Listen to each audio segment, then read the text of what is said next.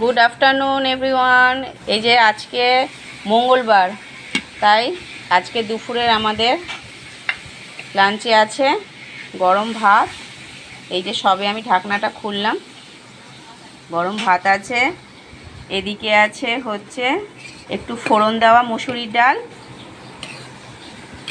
আর ওদিকে হচ্ছে একদম সেদ্ধ মুসুরির ডাল। আমার সেদ্ধ মুসুরির ডালটা আমার মেয়ে খুব পছন্দ করে, ওই জন্য ডাল করলে ওর জন্য আলাদা একটু সেদ্ধটা আমি তুলে রাখি, ওর দিদাও তুলে রাখে। আর এদিকে হচ্ছে নকশা বড়ি একটু ভেজে নিয়েছি, আর এদিকে আছে উচ্ছে আলু ভাজা, আর এদিকে পটল ভাজা, আর ডিম সেদ্ধ আছে সাথে। আর এখানে হচ্ছে আছে একটু আমের চাটনি। এবার আজকে যা তো টক আর করিনি, আমের চাটনিটাই, আমের চাটনি বলি, আমের আচারটা রেখেছি সাথে।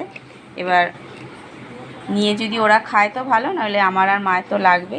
এই হচ্ছে আজকে আমাদের দুপুরের মেনু। এই যে দেখুন, ছেলে বসে গেছে খেতে, ও এখন খাবে, তাই ওকে খেতে দেব।